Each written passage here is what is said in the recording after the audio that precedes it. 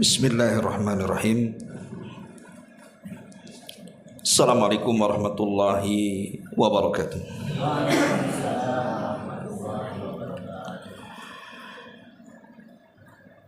Bihamdillah wassalatu wassalamu ala rasulillah wa ala alihi wa sahbihi wa mawalah wa la hawla wa la quwata illa billahi wa ba'du. Alhamdulillah, segala puja dan puji hanya milik Allah subhanahu wa ta'ala. Salawat dan juga salam kita hadiahkan kepada Rasul kita Nabi besar Muhammad sallallahu alaihi wa ala alihi wasallam.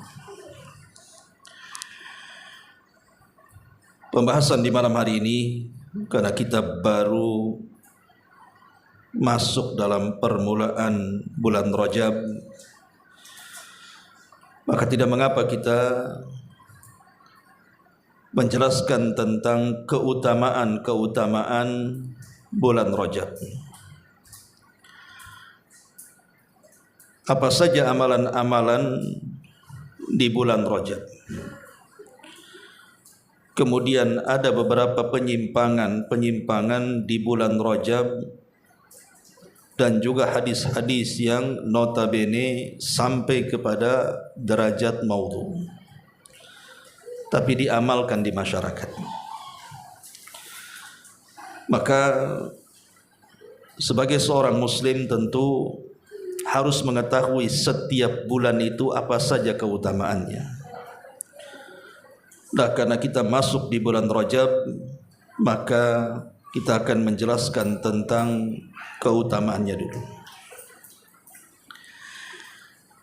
Kita tahu bahwa di dalam Al-Quranul Karim Allah subhanahu wa ta'ala berfirman, wa rabbuka yakhluqu ma yasha' wa yakhtar. Dan Rabbmu, kata Allah, telah menciptakan dari makhluk-makhluknya sesuai dengan yang Dia kehendaki. Kemudian Allah pilih dari makhluk-makhluk yang diciptakannya.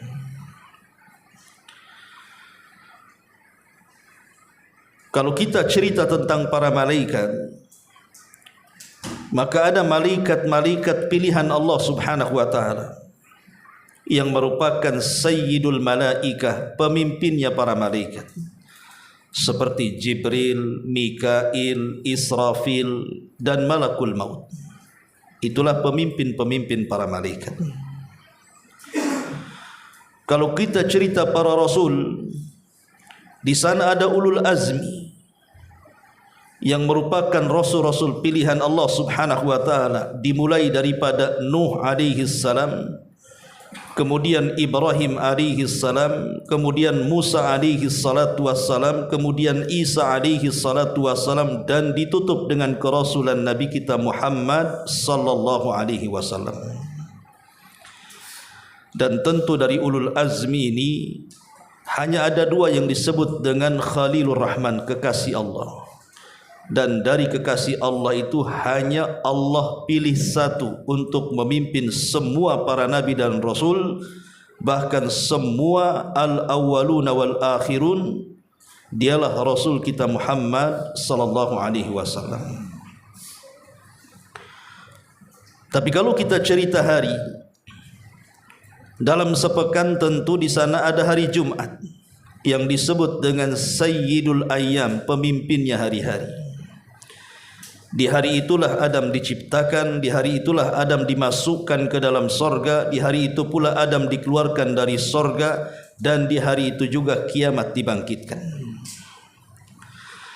Tapi kalau kita cerita bulan-bulan dalam satu tahun, di sana ada Ashhurul Hurum, bulan-bulan suci atau bulan-bulan mulia.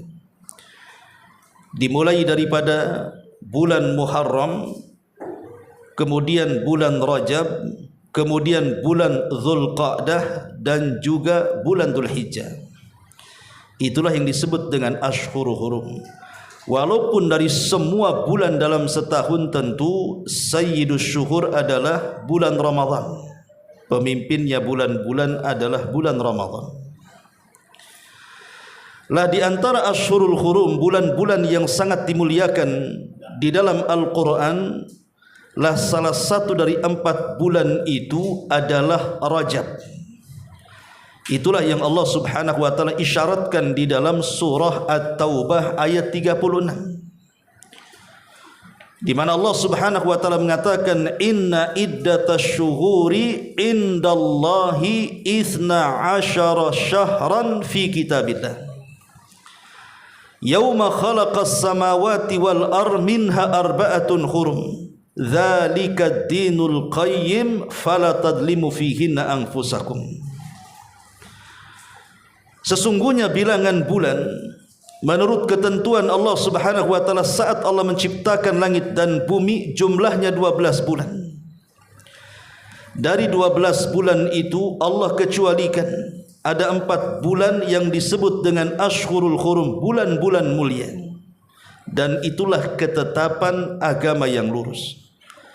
Oleh karena itu Allah katakan, jangan sekali-kali kalian berbuat zalim di 4 bulan itu.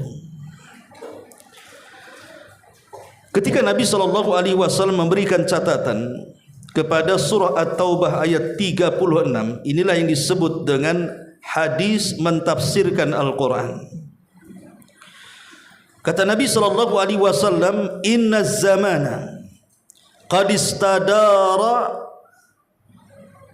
kahayati yawma khalaqas samawati wal ardh as-sanatu 12 syahran minha arba'atun hurum salasatun mutawaliyatun dzulqa'dati wa dzulhijjati wal muharram war rajabul mudhar bainal jumada wa sya'ban. Dalam sebuah hadis yang dikeluarkan Bukhari dan Muslim dari hadis Abi Bakrah radhiyallahu an, Rasul mengatakan, sesungguhnya zaman ini akan berputar saat Allah Subhanahu wa taala menciptakan langit dan bumi. Zaman itu akan terus berputar. Kemudian Nabi SAW mengatakan jumlah bulan dalam 1 tahun itu 12 bulan, baik ditinjau dari Masehi ataupun ditinjau dari Hijriah.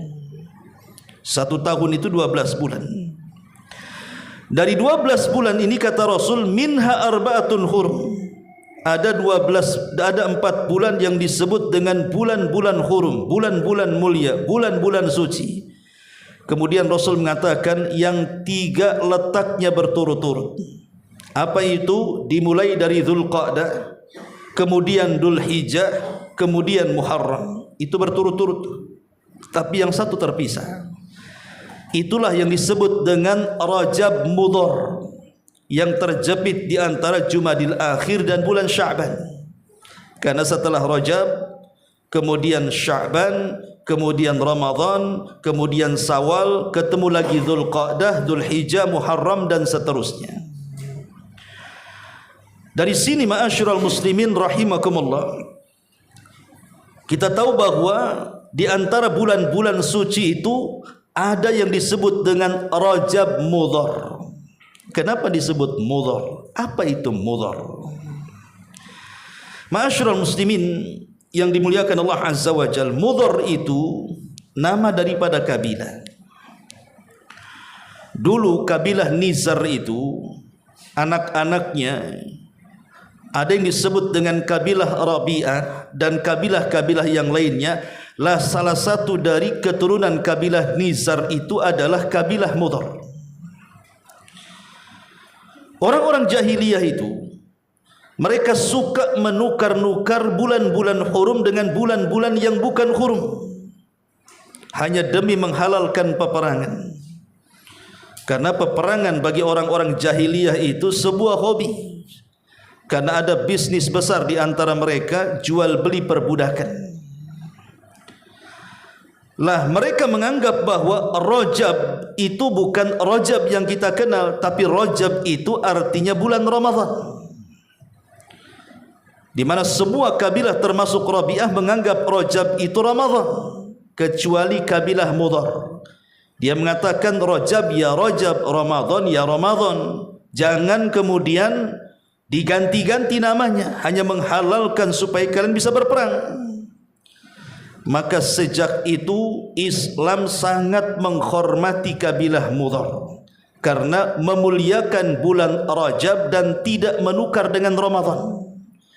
Makanya Nabi SAW menyebut-nyebut kabilah Mudhar dalam hadisnya dengan mengatakan wa Rajabul Mudhar bainal Jumada wa Sya'ban. Ini kalau kita melihat sejarah tentang penamaan Mudhar dalam Rajab. Baik, kita akan mengenal tentang apa sih Ashhurul Hurum itu dan kenapa Rajab bagian daripada Ashhurul Hurum itu, dan kenapa di bulan itu disebut hurum. Hurum itu artinya kesucian dan kemuliaan. Ada dua penafsiran para ulama ketika mentafsirkan kenapa bulan itu disebut hurum. Yang pertama, karena hurmatul qital, karena di bulan-bulan hurum itu diharamkan tidak boleh mengangkat senjata untuk perang. Karena bulan ini sudah dimuliakan sejak zaman Nabi Ibrahim sampai zaman jahiliyah, bahkan ditetapkan dalam Islam. Maka apabila datang bulan Dzulqa'dah, apabila datang bulan Dzulhijjah, Muharram dan Rajab, maka tidak boleh ada peperangan. Kenapa?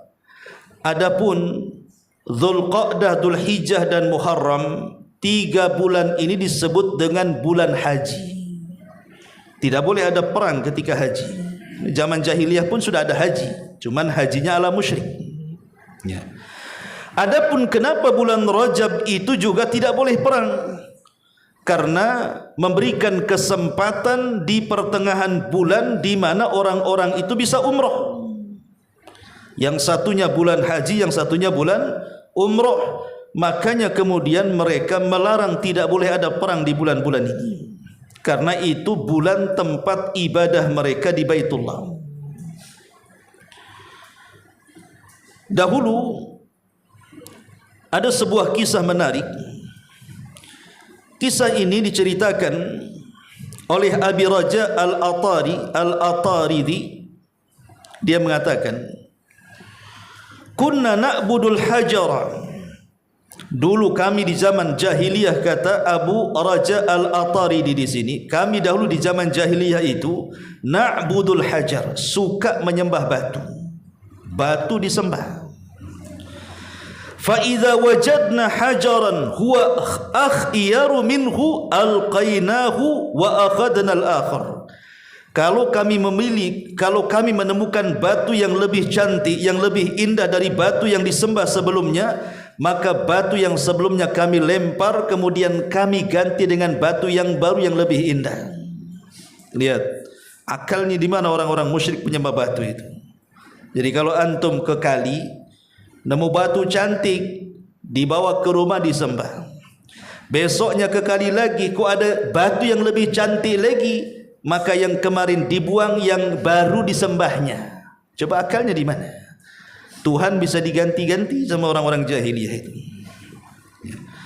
Kemudian fa idza lam najid hajaran, kalau tidak kami dapati batu, umpamanya mereka orang-orang jahiliyah sedang safarnya ke padang pasir, tak ada pula batu di situ, dan mereka ingin menyembah berhala mereka. Apa yang terjadi? Jama'na jaswatan, kami pun menumpuk-numpukkan pasir sehingga menggunduk. Setelah pasir itu menggunduk, ji'na bisyati fahalabnahu alaihi, kemudian kami datangkan kambing yang mengeluarkan air susu, kemudian kami perah di atas gundukan itu. Kemudian thumma tufna bihi, kemudian kami tawaf mengelilingi gundukan pasir itu. Coba lihat, mana agamanya orang jahiliyah ini? Semua bisa jadi Tuhan. Batu bisa jadi Tuhan, pasir bisa jadi Tuhan. Oke lah di zaman jahiliyah ya, masih seperti itu. Tapi lebih hebat di zaman sekarang, uang jadi Tuhan lagi. Zaman dulu jahiliyah tidak ada orang nyembah dinar dirham itu, tapi zaman sekarang rupiah disembahnya. Kemudian kata beliau, fa idza dakhala syahru Rajab, apabila bulan Rajab telah datang, qulna, kami katakan, munassilu al-asinna, Kami namakan bulan Rajab itu Munassil al-Asinnah. Munassil al-Asinnah itu artinya kalau kita punya tombak, di ujungnya ada lancipnya itu, maka kita akan putuskan, akan dipisahkan antar ujung tombak dengan kayunya. Atau kalau kita punya panah gitu ya, kan di ujungnya ada lancipnya itu, maka kita akan putuskan itu. Dan kalau kita punya busur, maka kita akan pisahkan tali dengan gagangnya untuk menunjukkan bahwa bulan Rajab tidak boleh ada peperangan. Makanya ujung-ujung tombak, ujung-ujung panah, busur-busur maka akan dipisahkan satu dengan yang lainnya supaya tidak terjadi peperangan. Ya. Itulah kenapa kemudian bulan Rajab itu bagian daripada Ashhurul Hurum, karena hurmatul qital. Di bulan itu tidak boleh ada peperangan. Lain kalau diserang, ya tidak mungkin diserang diam saja. Antum ditembaki, kenapa tak melawan? Rajab, oh nggak bisa. Ya, tetap ya kita lawan kan begitu kalau diserang ya. Artinya di sini larangannya tidak boleh menyerang. Ini satu pendapat di antara ulama. Pendapat yang kedua, kenapa bulan Rajab itu tidak dikatakan Ashhurul Hurum, satu di antara 4 bulan-bulan hurum, li hurmati adz-zulmi fiha. Karena di bulan-bulan hurum itu kita tidak boleh melakukan kezaliman. Dan itu berdasarkan nas Quran yang tadi saya baca, At-Taubah 36 itu, di mana Allah Subhanahu wa taala mengatakan fala tadlimu anfusakum, jangan kalian berbuat zalim di 4 bulan hurum itu, baik zalim kepada Allah ataupun zalim kepada manusia, baik zalim yang tidak akan diampuni Allah seperti kesyirikan, atau kezaliman yang akan diampuni Allah selain kesyirikan, atau zalim yang ditangguhkan ampunannya seperti kezaliman sesama manusia yang lainnya. Tidak boleh dilakukan di bulan hurum. Kenapa? Karena hurmatuz zulmi fiha, di dalamnya diharamkan melakukan kezaliman. Sampai ahli tafsir seperti Imam Qatadah rahimahullah ta'ala mengatakan, barang siapa yang melakukan kezaliman di 4 bulan hurum ini, apakah itu Rajab, apakah itu Dzulhijjah, apa itu Dzulqa'dah, apa itu bulan Muharram, maka dosa yang akan didapat jauh lebih besar dibandingkan dosa kezaliman di bulan-bulan yang lainnya. Kalau orang nyopet di bulan Rajab dengan orang nyopet di bulan Jumadil Akhir kemarin, maka dosa copet di bulan Rajab lebih besar dibandingkan dosa copet di bulan Jumadil awal atau akhir. Kalau orang berjudi minum khamar di bulan Rajab, itu lebih besar dosanya dibandingkan judi dan khamar di bulan Syawal. Kalau ada orang kemudian menggibah, berdusta, namimah di bulan Rajab, maka dosa ghibah namimah itu jauh lebih besar dibandingkan Anda melakukan ghibah di bulan selainnya, Safar umpamanya. Itulah kenapa kemudian bulan Rajab itu bagian daripada Ashhurul Hurum. Kenapa di bulan itu disebut Ashhurul Hurum? Karena hurmat adz-zulmi fiha, karena diharamkan tidak boleh melakukan kezaliman. Ini secara umum apa yang disebut dengan Ashhurul Hurum. Baik, kita akan khususkan. Lalu apa itu Rajab? Ya.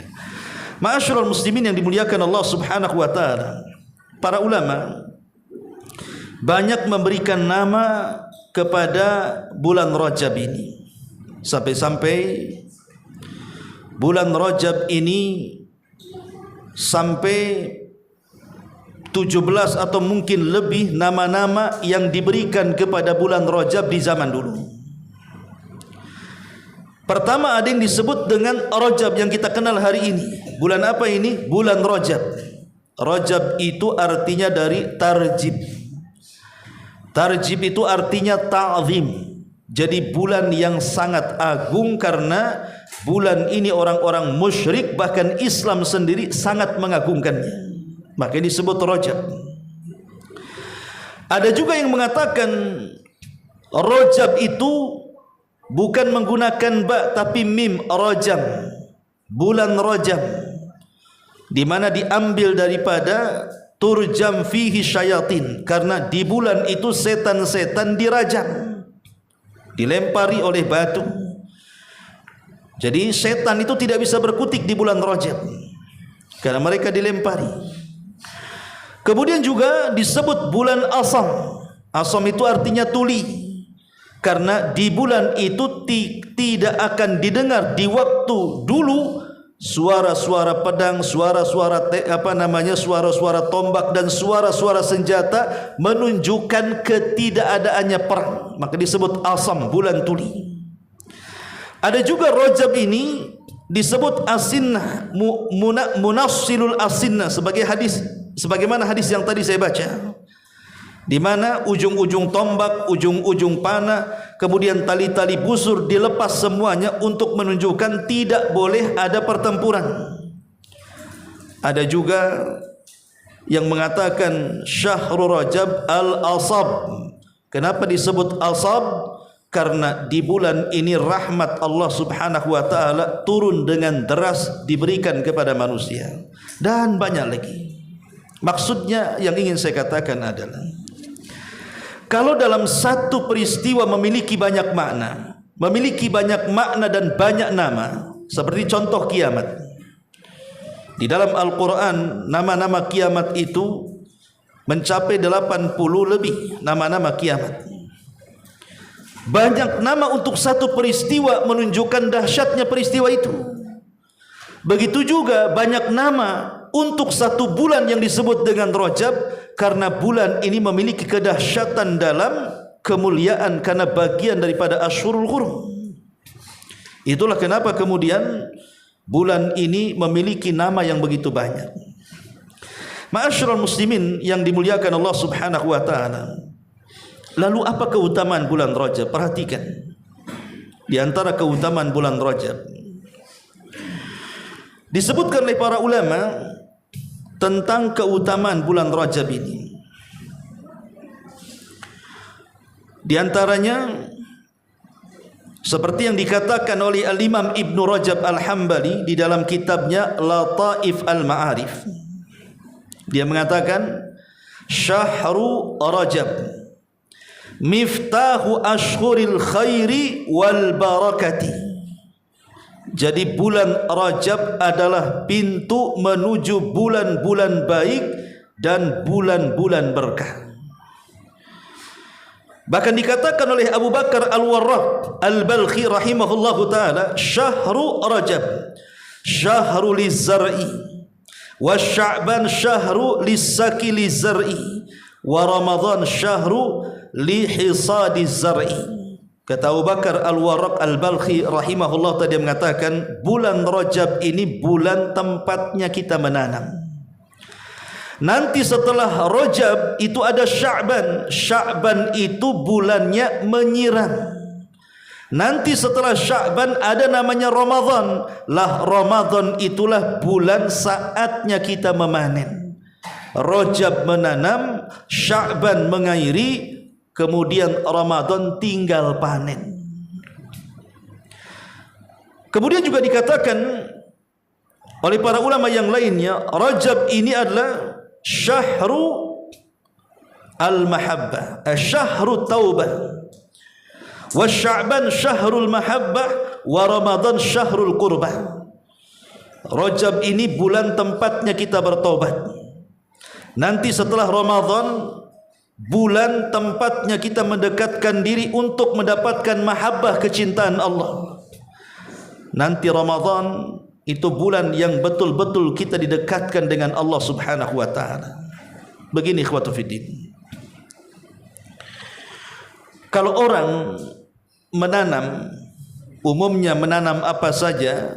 Saya pernah bertanya kepada para petani, seperti orang yang menanam padi, bawang, cabai dan yang semacamnya. Itu kan rata-rata dari mulai menanam sampai memanen itu kurang lebih 3 bulan kan.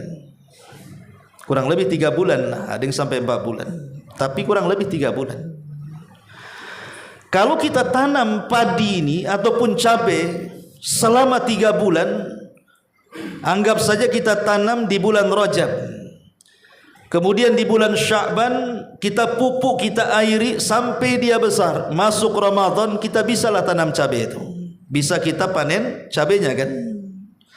Coba kalau seandainya antum tanam cabai di bulan Ramadan, mungkin gak di bulan Ramadan antum tanam cabai, antum siram cabai, antum panen cabai? Mustahil.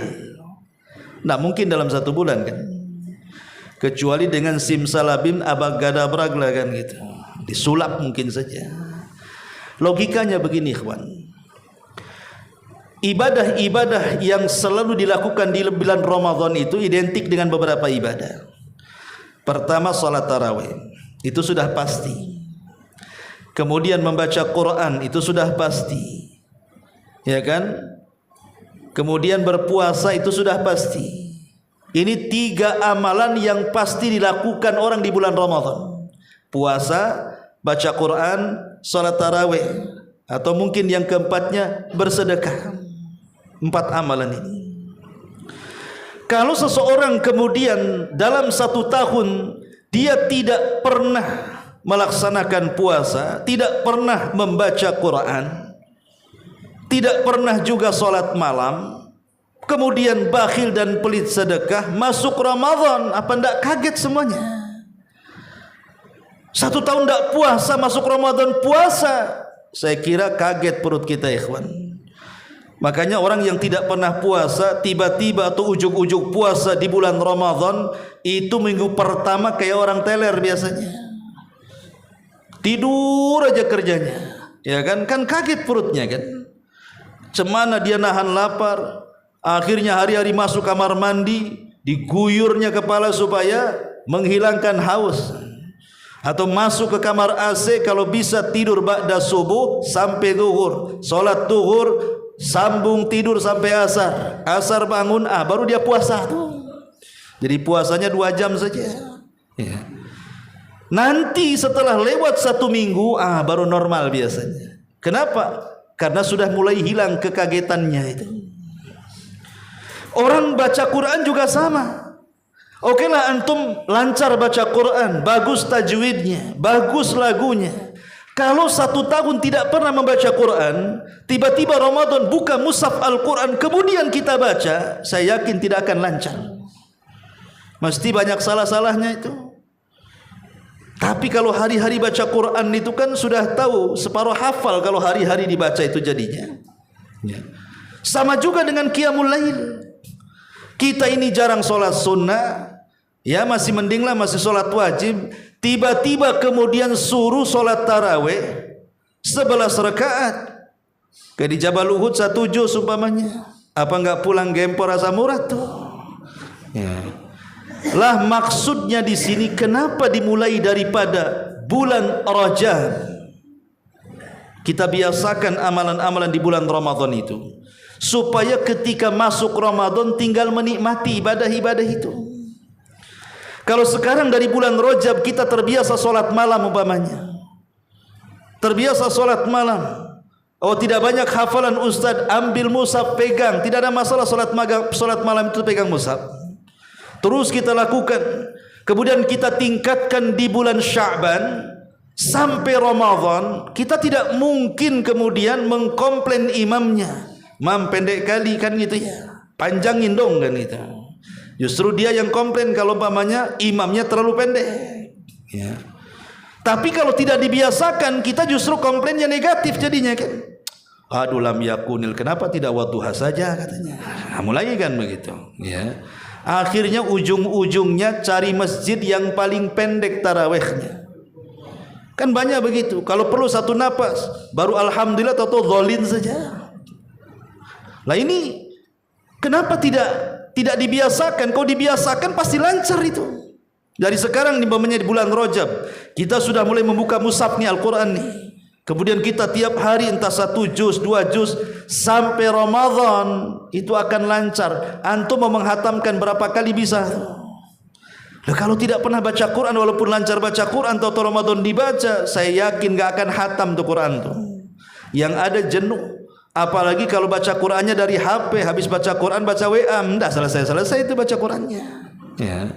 Lah ini kenapa kemudian ulama mengatakan muqaddimah Ramadan itu dari bulan Rajab? Dari bulan Rajab ini muqaddimah Ramadannya.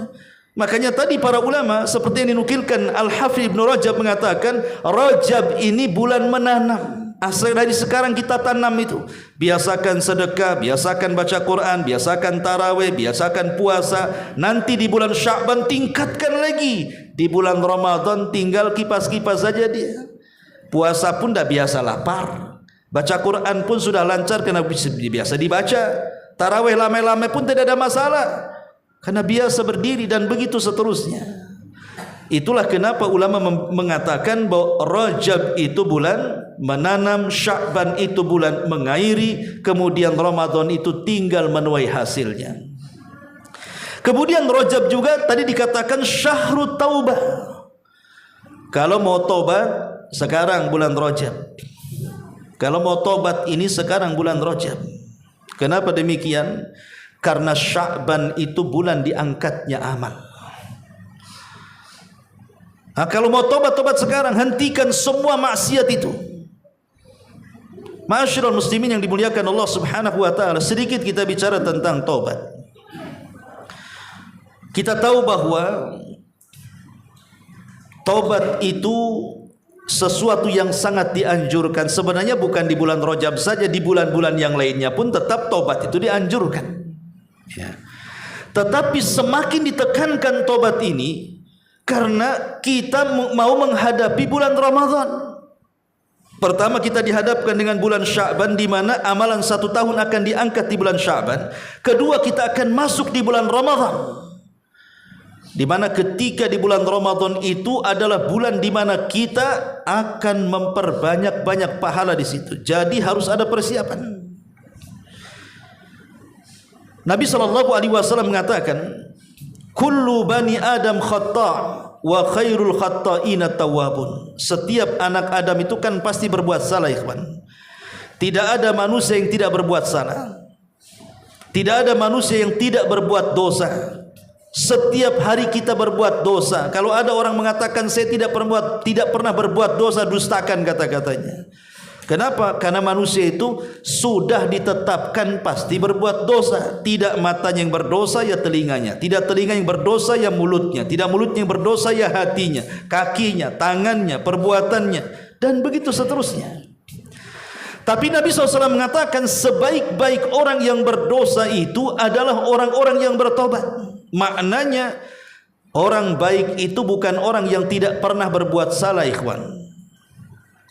Tetapi orang baik itu orang kalau berbuat salah segera dia bertobat. Itulah orang baik namanya.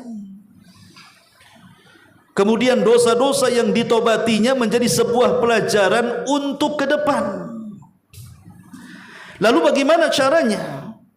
Tobat yang ampuh yang diterima oleh Allah Subhanahu wa taala mumpung di bulan Rajab ini. Pertama, yang namanya tobat itu harus ada penyesalan, an-nadam. Harus ada penyesalan. Artinya kita harus menyesal dari semua dosa. Jangan kita katakan seperti orang-orang yang dulunya pernah hidupnya kelam umpamanya. Pernah hidupnya acak-acakan, banyak maksiat yang dikerjakan. Setelah tua dia bertobat, dia bercerita kepada kita, dulu aku pernah berbuat maksiat, semua maksiat aku sudah lakukan dan aku sudah puas dengan maksiat itu. Sekarang tinggal baiknya saja. Kalimat ini benar apa salah? Salah. Kenapa dia merasa puas dengan maksiat? Saya sudah puas dengan maksiat. Kok maksiat dipuasi? Ini gimana ceritanya? Bahasa itu juga harus diatur. Harusnya dia menyesal. Kenapa dulu aku berbuat dosa? Bukan aku sudah puas. Kan gila orang ini. Masa maksiat dipuasi? Makanya tobat itu harus ada penyesalan. Kenapa saya berbuat dosa dahulu sehingga tidak cepat bertobat? Kenapa baru sekaranglah hidayah itu menyapa saya? Karena dari penyesalan ini, ikhwatu fiddin, nanti akan muncul tidak ada pengulangan. Dia berjanji untuk tidak mengulang lagi maksiat dan dosanya kan. Karena itu syarat keduanya. Syarat pertama menyesal, dan penyesalan itu ada di dalam hati. Kenapa dimulai dari hati, ikhwan? Karena orang-orang yang masuk neraka itu kebanyakan diakibatkan penyakit hati, bukan penyakit badan. Ada orang masuk neraka ditanya Allah, kenapa kau masuk neraka? Dulu di dunia kanker, Allah memangnya kan. Kanker orang nggak bisa. Masa kanker orang masuk neraka gara-gara kanker? Gara-gara kudis masuk neraka? Gara-gara sakit kepala masuk neraka? Penyakit badan lo nggak masukkan neraka. Yang memasukkan neraka itu penyakit hati. Makanya dimulai dari hati adanya penyesalan tuh. Baru setelah menyesal dia janji tidak mau melakukan. Kalau sudah janji tidak mau melakukan, inilah berarti muqaddimah dari taubatan nasuha. Taubatan nasuha, kenapa disebut nasuha? Nasuha itu karena nasuh artinya menasihati, menasihati yang bertobat untuk tidak melakukan kembali, gitu maksudnya. Tapi kalau seandainya kemudian dia bertobat karena bangkrut, tidak punya uang, kenapa kau tidak berjudi? Tak ada uang. Kalau sudah ada uang, tak tahulah, ya judi lagi mungkin. Itu bukan tobat namanya. Ya, berarti berhenti maksiatnya karena tidak ada uang kan? Karena bangkrut, bukan karena memang menyesal dan tidak akan kembali. Itu main-main namanya. Ya. Baru setelah itu, baru yang ketiga, meninggalkan perbuatan maksiat secara mutlak. Setelah adanya penyesalan, kemudian berjanji untuk tidak mengulang, maka kita harus membuktikan dengan perbuatan, tidak mendekati sama sekali dengan maksiat itu. Kalau seandainya antum tobat dari khamar tapi kawannya peminum khamar, ya sama aja, itu maksudnya. Kalau antum bertobat dari zina tapi berkawan dengan para pezina, ya sama saja. Kalau kita tobat dari perbuatan syirik dan bid'ah tapi kita bersama mereka, ya lama-lama ikut juga jadinya kan. Kita tinggalkan semuanya, maksiat dan orang-orangnya. Ma'asyiral muslimin yang dimuliakan Allah Azza wa Jalla, lah baru setelah itu meningkat. Dengan cara apa? Boleh jadi dahulu ketika kita ini sedang maksiat, banyaklah kewajiban yang ditinggalkan kita. Ketika dulu di alam kita masih rusak umpamanya, kita jarang sholat wajib, datang Ramadan tidak pernah puasa Ramadan, punya uang tidak pernah zakat, tidak pernah sedekah, tidak pernah baca Quran. Lah ketika sudah tobat, mulai kewajiban-kewajiban itu dilaksanakan. Kalau dulu kewajiban ditinggalkan, sekarang kita laksanakan. Itu namanya tobat tuh. Yang Nabi SAW isyaratkan, wa'at bi'is sayyi'atal hasanata tamhuha wa khaliqin nas bi khuluqin hasan. Ikutilah keburukan dengan kebaikan. Kalau dulu kita berbuat buruk, sekarang kita berbuat baik. Lah itu namanya alamat diterimanya tobat. Lalu apalagi kalau memang dosanya berkaitan dengan manusia, mungkin pernah menggibah, mungkin pernah namimah, mungkin pernah ada dengki, iri hati dan sebagainya, atau mungkin mengambil hartanya, atau pernah memukul dan menyakitinya, maka kita harus datang untuk minta kerelaannya. Kalau dalam bentuk barang, kembalikan. Dalam bentuk uang, kembalikan. Tapi dalam bentuk ucapan, minta kerelaannya. Kita harus minta maaf. Soal dia memaafkan atau tidak itu urusan Allah, tapi kewajiban kita yang berbuat salah minta maaf kepada dia. Itu kalau berkenaan dengan hukukul adami, hak-hak anak Adam, ya. Kemudian juga biasakan melakukan ketaatan. Robah akhlaknya, robah budi pekertinya, robah kemudian situasinya. Yang dulunya suka gibah, maka sekarang suka zikir, gitu maksudnya. Yang dulunya melangkah ke tempat-tempat maksiat, langkahkan kaki ke masjid-masjid dan ke majelis taklim. Dirubah suasananya tuh. Itu betul-betul bertobat. Ikhwatu fillah muliakan Allah Azza wa Jalla. Itu namanya melatih diri untuk ketaatan. Dan yang terakhir tentunya memperbanyak istighfar. Makanya Nabi SAW dalam sehari saja 70 sampai 100 kali, padahal dosanya sudah diampuni itu.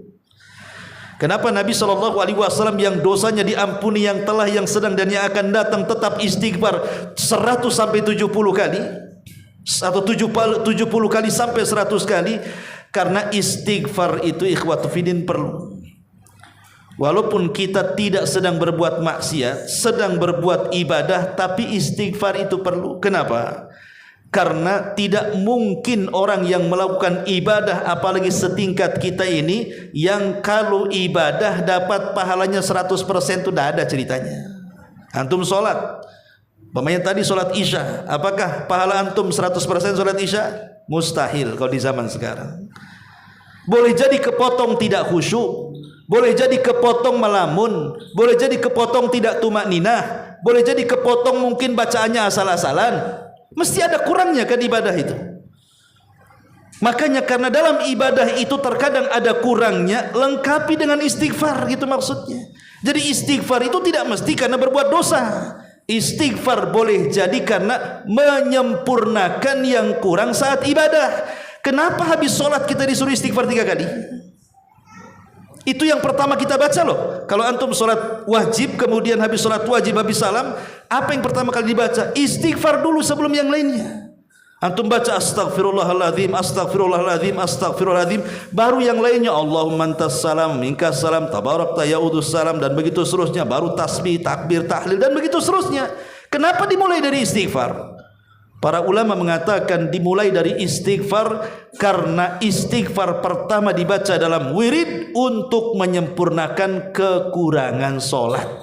Itu maksudnya. Ya, maka istighfar itu tidak mesti berbuat dosa, bisa saja kita lalai dalam ibadah, maka lengkapi dengan istighfar. Lah bulan Rajab ini kata ulama adalah syahrut taubah.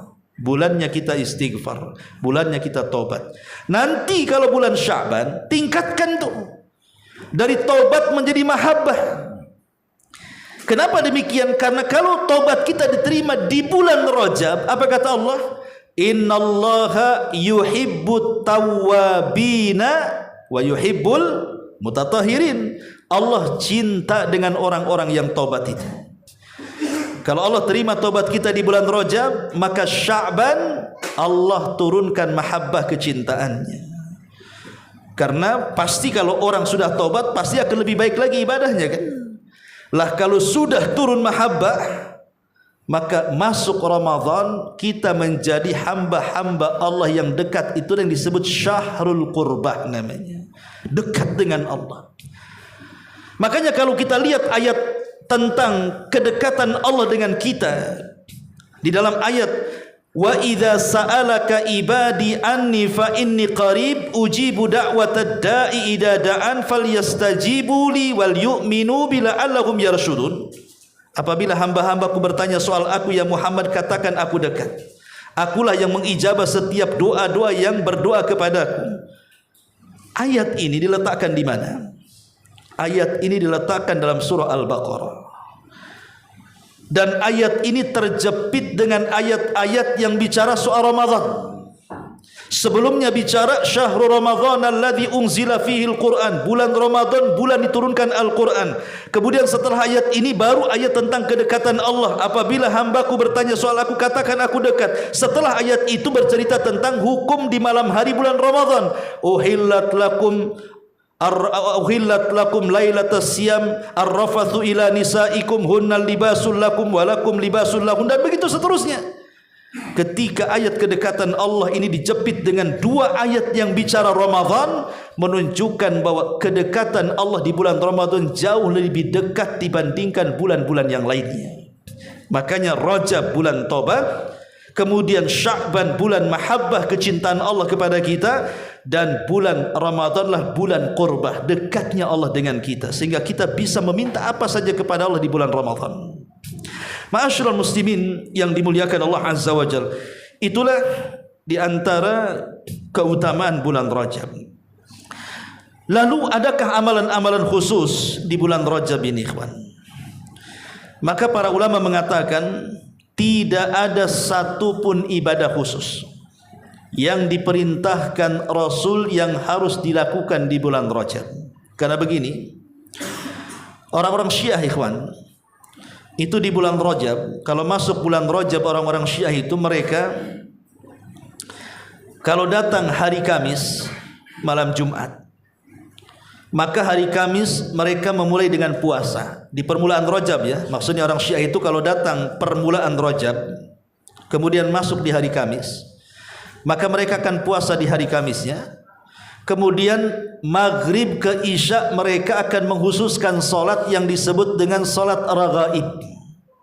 Mereka menganggap itu solat raghaib. Di Iran ada, Allah alam di Indonesia, namanya solat raghaib. Ya. Lah solat raghaib ini dilakukan 12 rakaat. Dilakukan 12 rakaat. Di mana rakaat pertama membaca inna anzalnahu fi lailatul qadr 3 kali. Dan di rakaat yang kedua membaca qul huwallahu ahad sebanyak 12 kali. Kemudian apabila mereka selesai selesai dari berdiri membaca itu, kemudian sujud, maka mereka akan membaca subuhun quddusur rabbul malaikati warruh, kemudian menyelesaikan salatnya. Setelah salam, kemudian mereka pun berdoa kepada Allah Subhanahu wa taala. Itu disebut salat raghaib namanya. Salat 12 rakaat itu. Ya. Lah para ulama mengatakan seperti Imam Nawawi rahimahullahu taala mengatakan, hiya bid'atun qabihatun munkaratun asyaddal inkar. Salat raghaib ini adalah hukumnya bid'ah, jelek dan mungkar. Siapa yang mengatakan? Imam Nawawi rahimahullahu taala. Kemudian Ibnu Taimiyah mengatakan fala aslalaha, tidak ada asalnya, bal hiya muhdatsatun fala tustahabbu, bahkan itu diada-adakan dan tidak pernah disunnahkan. Kemudian juga dikatakan oleh Ibnu Nuhas, wa hiya bid'atun, itu perkara tidak pernah dilaksanakan di zaman Nabi. Dan tidak ada satu hadis pun yang sahih yang bicara tentang salat raghaib. Semuanya maudhu dan palsu. Jadi tidak ada solat khusus di bulan Rajab, tidak ada puasa khusus di bulan Rajab, tidak ada menyembelih khusus di bulan Rajab, tidak ada ibadah-ibadah khusus di bulan Rajab. Meski tidak ada yang khusus dalam ibadah, tapi siapa yang melakukan ibadah yang biasa kita lakukan rutinitasnya, pahalanya lebih besar dibandingkan kalau kita melakukan ibadah di bulan-bulan yang lainnya. Memang tidak ada ibadah khusus, tidak ada puasa khusus, tidak ada baca Quran khusus, tidak ada zikir khusus, pokoknya tidak ada yang khusus dalam ibadah di bulan Rajab ini. Tapi meskipun demikian, beribadahlah seperti biasa kita ibadah. Datang Kamis ya puasa, datang Senin ya puasa, datang waktunya solat ya solat, datang waktunya witir ya witir, datang waktunya tahajud ya tahajud, datang waktunya sedekah ya sedekah. Pokoknya rutinitas kita saja. Kalau kita merutinkan ibadah-ibadah yang biasa kita rutinkan, dan itu dilakukan di bulan Rajab, maka pahalanya jauh lebih besar dibandingkan dilakukan di bulan-bulan yang lainnya. Jadi tidak perlu mengadakan ritual-ritual yang tidak pernah dicontohkan Nabi SAW di bulan Rajab ini. Karena ulama mengatakan bahwa semua hadis berbicara tentang keutamaan Rajab antara 3. Pertama lemah, yang kedua lemah sekali, dan yang ketiga maudhu, palsu. Tidak ada yang terangkat tentang riwayatnya, sehingga tidak perlu mengadakan ritual-ritual khusus. Tetapi ada 4 ibadah yang sangat dianjurkan para ulama yang harus kita lakukan di bulan Rajab. Pertama, perbanyak amal soleh. Amal soleh apa saja? Perbanyak amal soleh. Kemudian yang kedua, lakukan lebih giat lagi ibadah-ibadah yang di bulan Ramadan menjadi ibadah khusus yang biasa dilakukan, seperti puasa karena nanti akan puasa di bulan Ramadan, baca Quran karena nanti akan menghatamkan Quran di bulan Ramadan, solat malam karena nanti kita akan tarawih di bulan Ramadan. Pokoknya ibadah-ibadah rutinitas di bulan Ramadan lakukan sekarang di Rajab, supaya sampai Ramadan saja kita sudah terbiasa. Kemudian yang ketiga, jauhi kezaliman, baik zalim kepada diri sendiri, tidak menjaga kesehatan, menyiksa diri, menyakiti diri, menghabiskan waktu ke sana kemari tidak ada faedahnya, jalan ke sana kemari tidak ada juntrungannya, atau zalim kepada manusia dengan cara mengambil hartanya, menyakiti hatinya, menzalimi dengan cara memukulnya dan begitu seterusnya, atau zalim kepada Allah sampai kepada tingkat kesyirikan umpamanya atau kekufuran, maka jauh di bulan Rajab. Dan yang terakhir, memperbanyak sedekah dan doa. Memang di sana ada doa yang diajarkan Nabi sallallahu alaihi wasallam yang biasanya mungkin antum sering dengar, Allahumma barik lana fi rajabina wa sya'ban wa ballighna Ramadan. Kita sering mendengar doa itu kan? Ya Allah, berkahilah untuk kami di Rajab kami dan Sya'ban kami, sampaikan kami ke Ramadan. Ya. Hadis ini tidak sahih sebenarnya.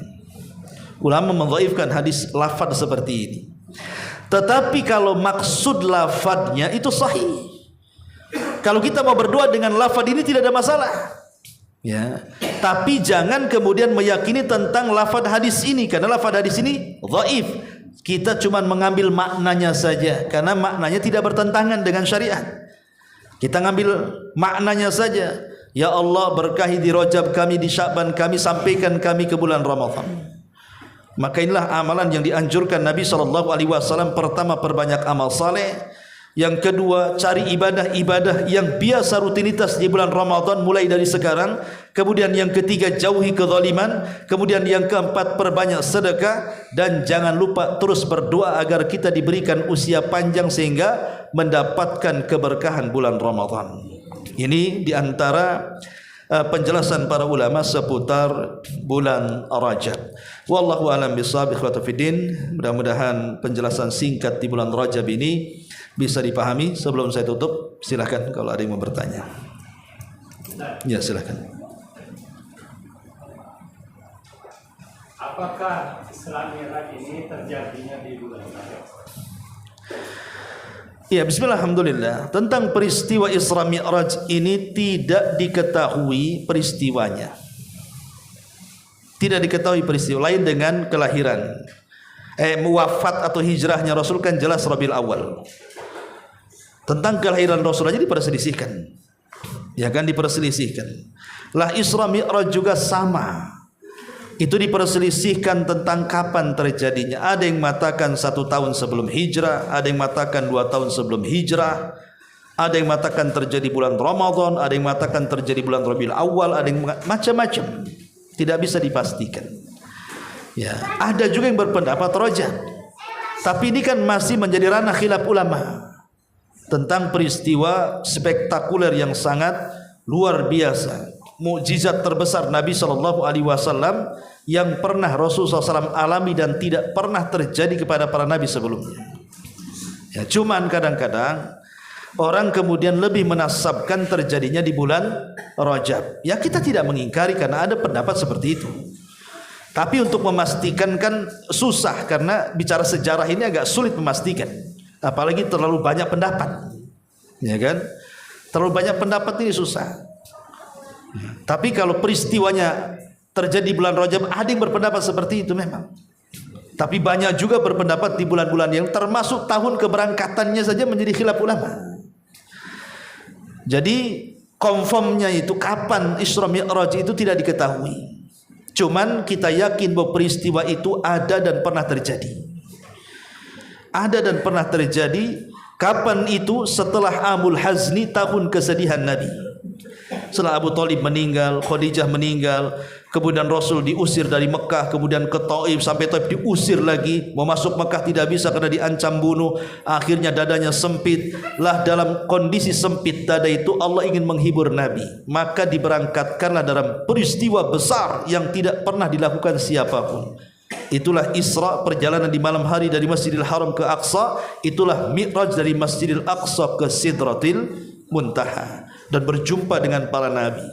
Di langit pertama berjumpa dengan Adam, di langit kedua berjumpa dengan Isa dan juga Yahya, di langit ketiga berjumpa dengan Nabi Yusuf, langit keempat berjumpa dengan Idris, langit kelima berjumpa dengan Harun, langit keenam berjumpa dengan Nabi Musa, dan di langit terakhir berjumpa dengan Ibrahim. Kemudian diperlihatkan para malaikat, tempat Ka'bahnya para malaikat, Baitul Ma'mur, ya. Sampai akhirnya melintasi banyak makhluk di langit sampai ke Sidratil Muntaha, muqaddimah dari sorga, karena sorga itu di atasnya, ya. Dan Rasul dalam peristiwa itu sempat masuk ke dalam sorga. Tapi kalau neraka Rasul tidak pernah masuk, hanya diperlihatkan saja. Wallahu a'lam. Ya, segera cukup. Subhanaka wa bihamdika asyhadu an la ilaha illa anta astaghfiruka.